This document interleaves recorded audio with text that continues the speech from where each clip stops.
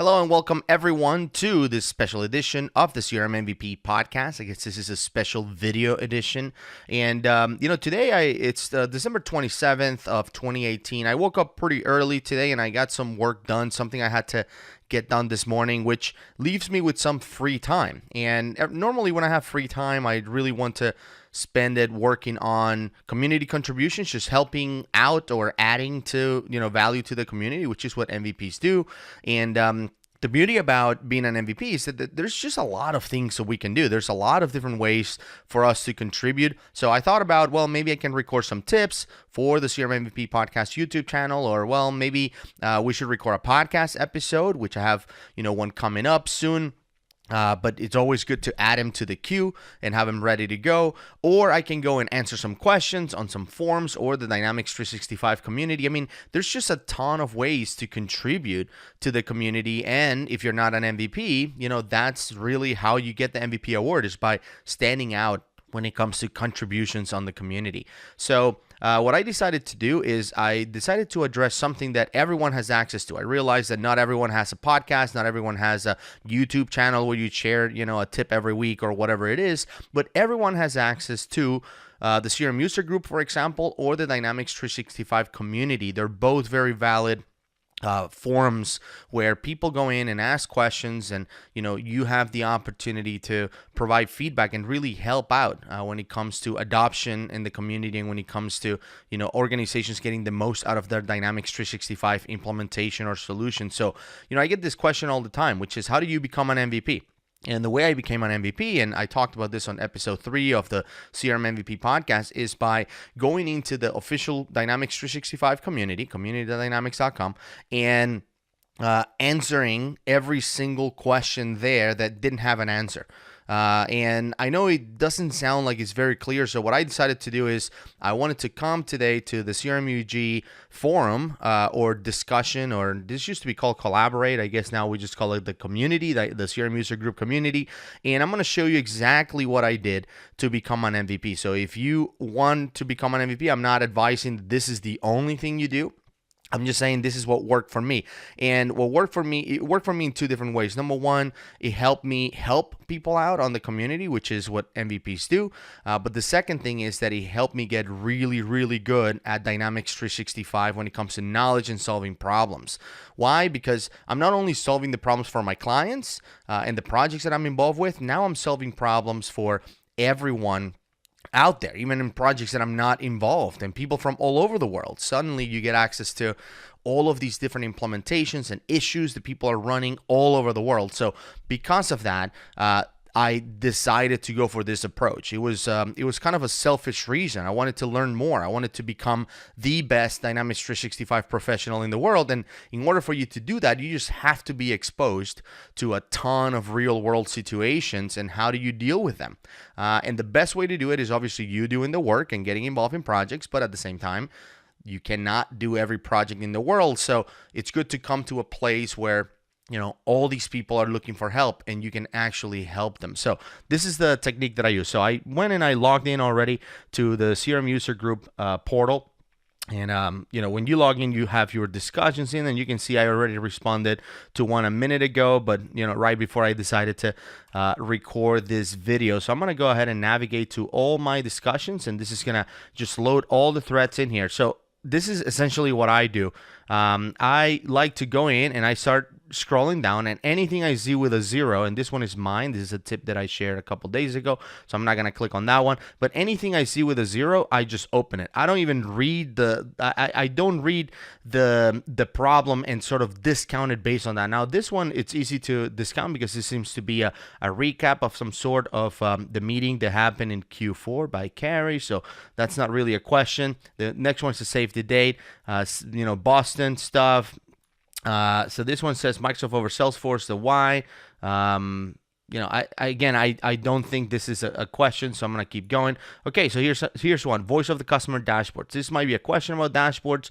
Maybe I might not be an expert on voice of the customer, which is good. That means that I will learn more and I'll be better at it. I'm pretty decent at voice of the customer, but I'm going to open it. So I'm using Maxon browser, which my browser allows me to just drag So I just click and drag and it opens in another tab. So you can see it right there. So I immediately, as soon as I do that and I open it, I just move on. So I keep looking for zeros. So scroll down. That's a wrap for 2018. Okay, that's not good. Let's go next. So on the next page, we're going to do the same. Okay, thank you for attending. Keep going down. Join us. All right, that's good. Okay, Outlook sync, open. BPF errors, yes. Location for the meeting, nope. Timeline, yep, perfect. Open that. Keep going down. And error in order quote, yep. Subgrid. So let's do the first two pages. Fox Valley recap, nope. Metrics are on, yep. Let's open that. Chapter meeting this week, nope. Accessing the sitemap, yep. Well, that was me actually, so let me just close that one. Boop. That was a tip that I shared, last week. So GDPR question, yeah, I don't know a lot about GDPR, but let's open it up. Let's see, 0M social profile. Yeah, I don't know a whole lot about social engagement, but let's open that up. Date format change overnight. That's weird. Let's open that up. Outlook tracking info not showing. Okay, let's open that up. And that's it. We got to the end of page number 2. So when I did it back before I was an MVP, I would do that for about 10 pages. So I would go 10 pages deep and open every single one of these as an extra tab. So you can see I have a bunch of them up here. And essentially I would go and answer each one of them, whether I knew the answer or not. And if some of them took me an hour of research. But again, for me, it was all about helping out and learning in the process. So let's see, this one right here says, naturally we want to nice dashboards within the solution. Can see a voice of the customer dashboards. Great. Or I can seem to figure out where you can view these. Surely this can be that hard to track down, but I yet to find out where they are. Well, I mean, it looks like you know where they are because you're looking at them. So I'm not really sure what the question is here. Now they're managed, but they should be editable. So let's see. Well, let's go and open Dynamics and see, what is it that he's missing. So we're logging into a trial environment here. So guys, 1218. Actually, I think I still have my 1118. So let's try that.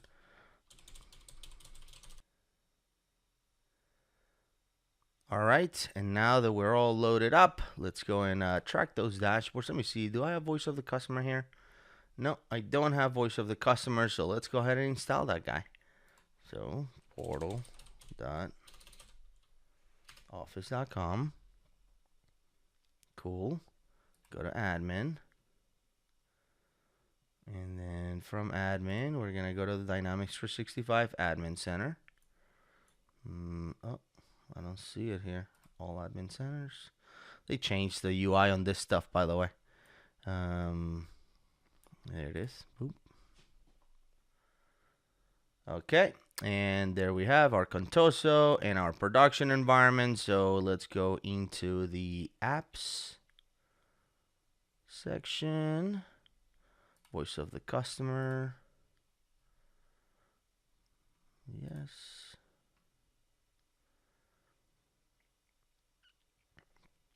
Accept. Pick the instance. Install.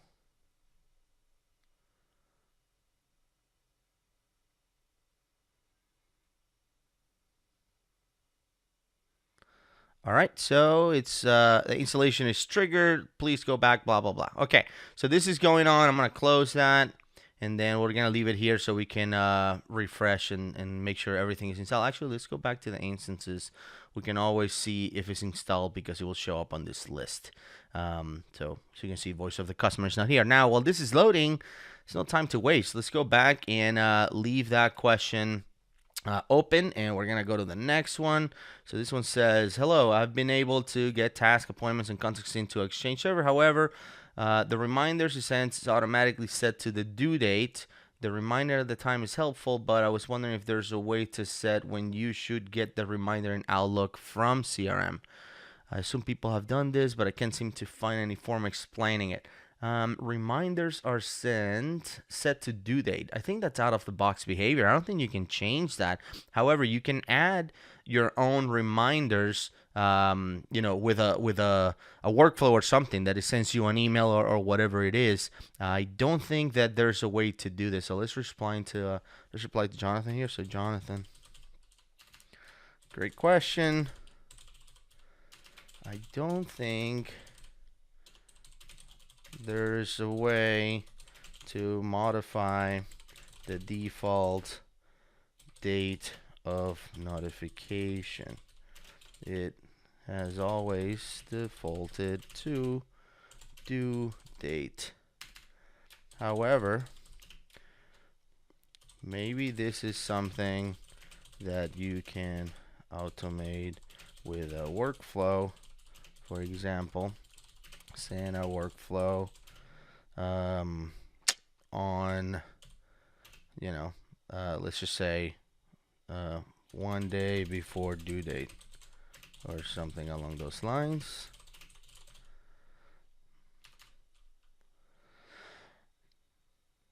What else? What else do we say?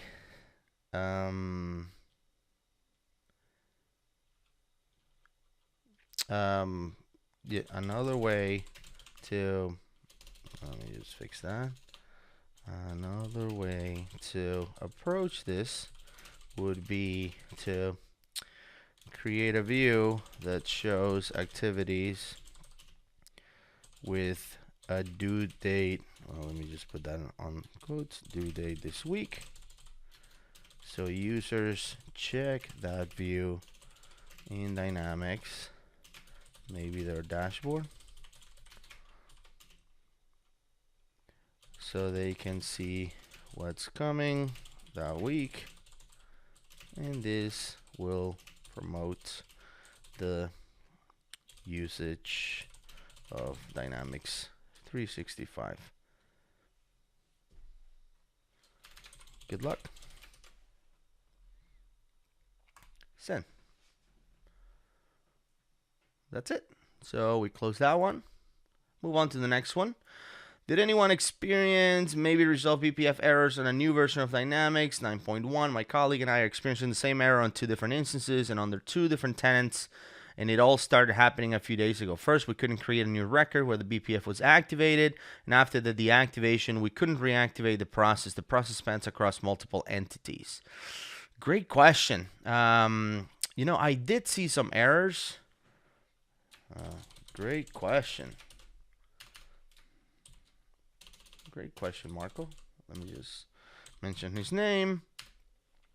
I have experienced some errors in the past after the upgrade from 8.2. Was this 9.1 solution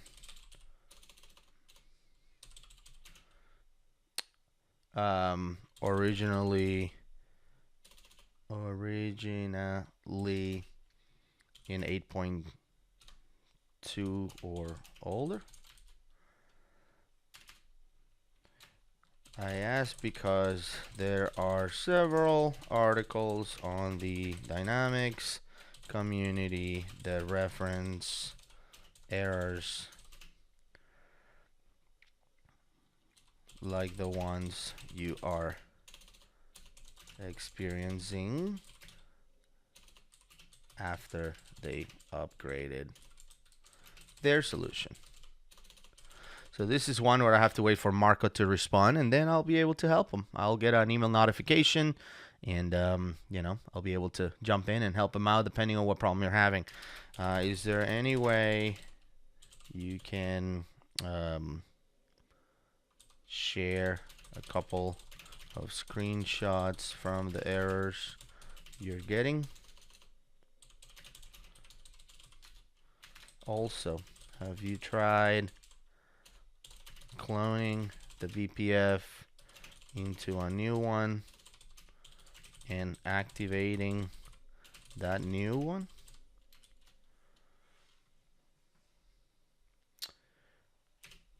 The old records, let me put that on a new.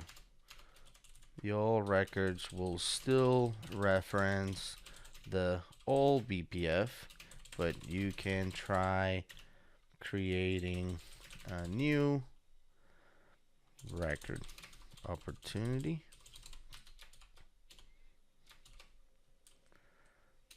to see if you still get there. Okay. Push. Sent. Another satisfied customer. Well, we don't know yet. Marco will come back. Okay, let's see this one. Timeline in new customer hub issue. Cool. Hi there, we're still working on our migration to Dynamics 365 CRM, and we stitched over to the Customer Service Hub version. Okay, so that's the unified interface, the new version. In that version, for all of my case management team, the timeline area is showing everything a team member has in messaging. I mean, I open any open case and I see all of my emails, Skype messages, blah, blah, blah, everything, none of which are associated with the case. They all say on track, but that isn't helping my users' confidence in the migration. Anyone else having that issue?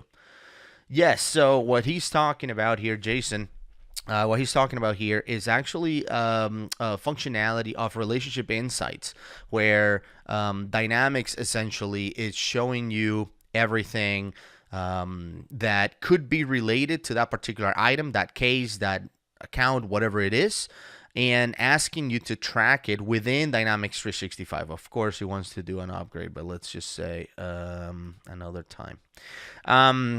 So essentially what it's doing is, if you go into a case, Exchange, it's communicating with Exchange and asking Exchange, is there anything on this user's mailbox or Skype or whatever that could be related to it? So that way I can recommend that they track it against it. And if that's the case, let's go ahead and put it on the social pane, essentially what he's talking on the timeline. So what we can do is we can try to turn that off, turn that functionality off. I don't have it enabled in my own instance of Dynamics, which, by the way, has been installing the timeline for a while. So let's see if it did it, or it's not the timeline, but the voice of the customer. So going back to the previous question, got to multitask on these things. So let's see, voice of the customer, go to the end, voice of the customer installing. So it's still not ready yet. So we might have to come back to that later today. But once again, just going back to that, I don't have that enabled. But the within the relationship insights inside Dynamics 365, depending on what kind of configuration you have, you will be able to go back and essentially control what aspects of relationship insights are being leveraged, because there's at least 4 different aspects within relationship insights. So if I go into my system settings here, within preview, we have organization insights. Actually, relationship insights moved out of preview. Now it's on its own thing. But again, the one mistake people make when it comes to relationship insights is that whole leaving all of the items on. And the problem is, when you leave all of those items on, then you're going to get those issues that he's talking about. The issues about having the reminder of all of those items that are going to be, processing or showing up whenever the users navigate into Dynamics 365, looking at all of the emails and all of the functionality that is in there, which can be a problem. So let's go in and try to find where they move relationship insights. I feel like I saw it within the administration, but I might be wrong. Might be within email configuration. I don't see it. I don't think I have activated it on this instance. Let's see, email configuration settings. No, it cannot be here. It was on its own tab within relationship insights, but I don't know where they moved it. I haven't activated it in a while, because not every company can do it, by the way. So because Relationship Insights essentially looks into your mailbox and stuff, then they don't allow that. Some organizations don't, and on top of that, in some cases, because of GDPR and stuff like that, you can't really activate it at all. So app for Outlook, yeah, I'm trying to remember where it is. I might just look at it later and try to figure it out. But again, it should have been a section within the settings, as far as I remember. It used to be under the administration system settings. It was pretty easy to configure from there. But since they moved it out, I have to go back and find it somewhere. So I'll respond to him on that as well. Okay, let's leave that open. So let's go back to this one. Error in order and quote line subgrid or subgrid from Sarko. Okay, so from yesterday on December, I guess 10th, we started to experience a bug in order lines and quote line subgrid. First of all, a user came to me and said that run workflow button doesn't work in subgrid nor advanced find result grid. They run workflows on multiple selected order lines. Nothing happens when a user clicks on that button. Export to Excel dynamic worksheet doesn't work either. The same on quote lines. I think that two problems, run workflow and export to Excel, related, since I see some script error using developer tools in Chrome. XRM core rules, blah, blah, blah. Okay. I attached the error message. I am interested in if anyone could try to reproduce the problem. Okay, so let's see what the error message is. And by the way, I wonder if I think that on one of the questions that we had earlier, there was some attachments of the errors, and I asked him to attach the screenshot. So maybe I should have looked at the attachment. It's not a perfect science here. Okay, so this guy, let's see, export library. Export is not a function. What? What do you mean export is not a function? Yeah, so this is the error about the export to Excel. So he's saying it's not a function. Again, this is one of those that might be easier to recreate that particular grid, but the best way to do it is to get someone else involved here. So you're not gonna have every answer to every question, but you can always respond with recommendations and obviously recommend other people to take a look at this. So have you tried? No, hold on. Let me say hi. Hi, Sarko. Have you tried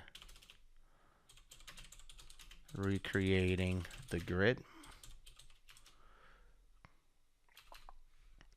By the way, I'm not a big fan of running anything against the quote line items.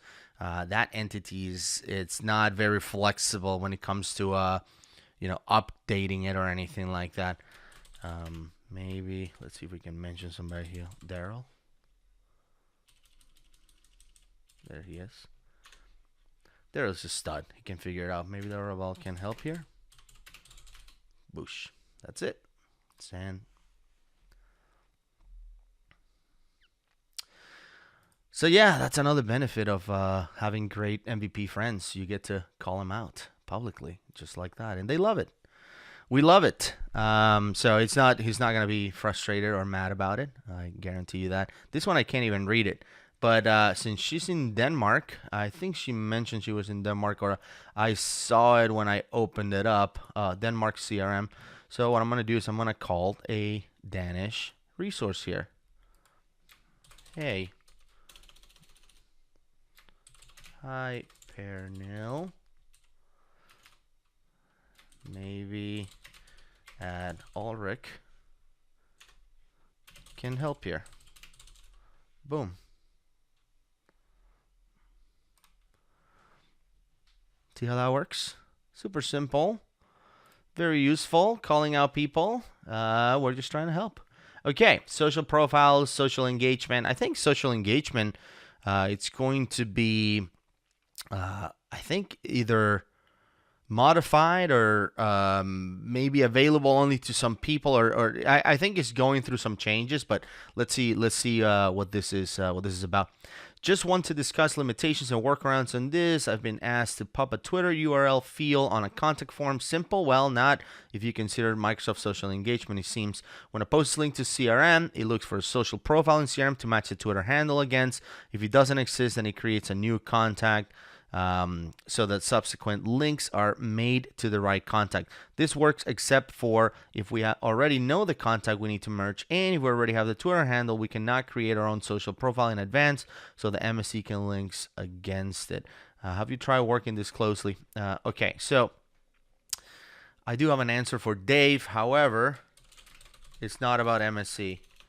Hi, Dave. I've never managed to do this with MSC. However, this is possible with Flow. Have you looked into the Flow templates out there? There are several templates that involve Twitter and Dynamics 365. Here is an example. So now I can go into YouTube and go into our channel, my channel, and then in here we're going to search for videos. And inside the videos, there's one that we did about Twitter specifically. So I'm just looking for the tweet. There it is, episode 29. So let's click on that. Pause it, get the link. You can see synchronizing tweets to Dynamics 365. So we're going to close that. And we're going to paste it here as a link. Boom.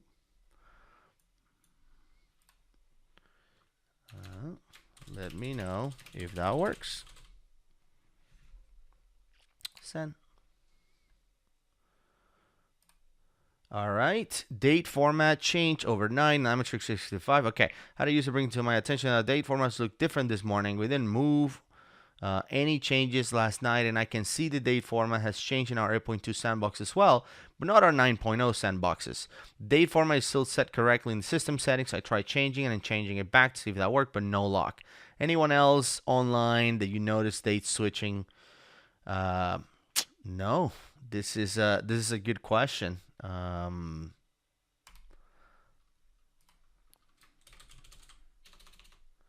Daniel, I have never seen this happen before.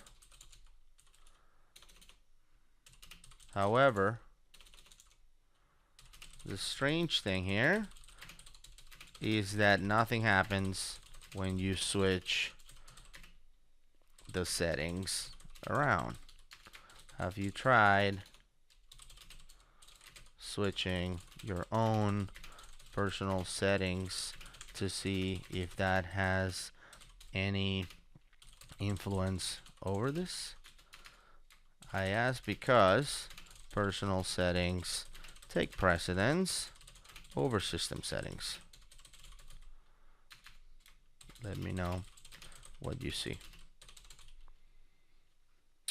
All right, let's see how that goes. Last question. Outlook tracking info not showing. Okay, we recently upgraded our Outlook, and now CRM tracking information is not showing at the bottom of the email. The email is getting tracked in CRM, and we get the icon showing it is tracked. We just don't get the tracking links at the bottom of the email. Okay?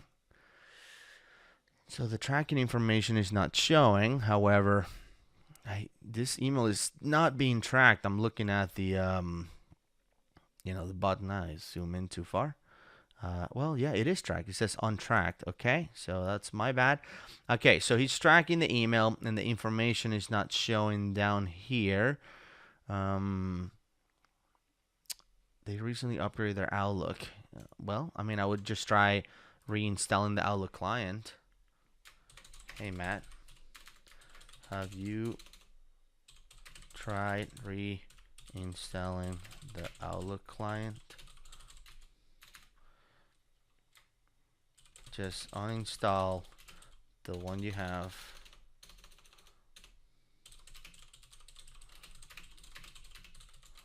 And reinstall the latest available release. Maybe some registry keys changed between the two versions of Outlook that could be causing this issue. Now, you might think this is not very helpful, me telling him to upgrade the client, but in reality, if he opens a ticket with Microsoft, that's the first thing they're going to ask. They're going to ask if he has the latest Outlook client, and if not, go ahead and uninstall and install the latest one. So even if I cannot solve this problem, I'm helping him out because he's gonna get that question anyway when he opens a ticket with Microsoft. So if he does it now and it doesn't work, yes, I wouldn't be helping in that regard, meaning I didn't solve the problem. But when he opens a ticket with Microsoft, which is the next step I would recommend for Matt, then Microsoft is going to ask that, and he's going to say, yes, I already tried that, and then they can move forward with something else. They can get someone else involved, escalate, whatever. So saving some time here regardless. Okay, so we answered that one. Let's see, what do we have? So this is for Daniel. Yeah, so we already submitted that one. We can close that. Okay, so this one, I still have to find the relationship insights piece of it, and this one, whenever voice of the customer comes back up, install on my environment, then I will be able to answer this one. So as I mentioned, this was a long video. It was 30 minutes long, but I just wanted to give you a window into how to spend a good 30 minutes of your day if this is something you enjoy doing. I mean, this is not for everyone, as I mentioned. Not everyone wants to be an MVP, or not everyone wants to stand out as a contributor of the community, but I really enjoy doing this. And as I mentioned, I do this for typically like 10 pages. This one was only with 2 of them, and we only have 2 questions to answer here, and then we'll be done with first 2 pages. So the first 2 pages, which is the first 100 questions of CRMEG, the CRMEG community, they will have an answer. At least they'll be moving towards some progress, which is something that I really like to see. There are other communities out there, as I mentioned, Dynamics, the Dynamics 365 community from Microsoft. That's where I did all of my work pretty much. I answered some questions on the CRMEG community like I did today, but not as often as I did on the Dynamics community. A lot more people post there as well. So yeah, feel free to go and do that. In a lot of cases, and several MVPs have talked about this, they talked about the fact that sometimes you answer a question that you had to research for, like I've done in some of these, right? Go and learn something that I needed to learn, and in order for me to answer. And in some of these cases, they take a while. So you can see I'm installing voice of the customer. I'm gonna go in there and I might spend 30 more minutes or an hour figuring out exactly what Marcus is asking here. And then I'll be able to, to answer his question, but that will stay in my head. And if it doesn't stay in my head, it will definitely stay, within the system. So sometimes I will Google something because I'm having an issue, and I'll find my own answer to it that I researched and I just forgot. I mean, it's impossible to remember the thousands of things that I answer online. So I hope this, again, brought up some clarity. And now if we refresh this guy, it's going to look a little bit different. So let's see how it looks. You can see, now all of these have been answered, except for the ones that are not really questions, right? But all of these have been pretty much answered, and they will have an answer attached to it unless they weren't really a question. And that's exactly what I want to see. So once again, if you watch this whole thing, you're probably the kind of person that is a good candidate to be an MVP, or you're an MVP already. So I hope this helped you out, give you some inspiration. This is something everyone can do. You can do this from anywhere in the world. So if you're watching this from, any country, and you say, well, because you're in a good position because you're in the US and you can go to events and you can speak and you can do all this stuff, but I can't do it. Before I became an MVP, I hadn't spoken at any event at all. All I did was contribute on the community online, help people with problems, and at the same time learn a ton in the process. So I still do this today. I don't do it as often as I should. I definitely should do this more daily, like I used to be, in the community. I would wake up early and answer all the questions, and at the end of the afternoon, when I was done with work, I would go and spend 1 more hour, 2 more hours every day doing this thing because I really enjoy it. I didn't do it to become an MVP, and now that I'm an MVP, I'm still doing it, as you can see. So this is not something that you do just for the award. This is something that you want to do because you enjoy it. So that is essentially the essence of becoming an MVP and staying as an MVP. So I hope you got some clarity out of this whole process, and we'll see you again next week with another 2 Minute Tuesday. See you then.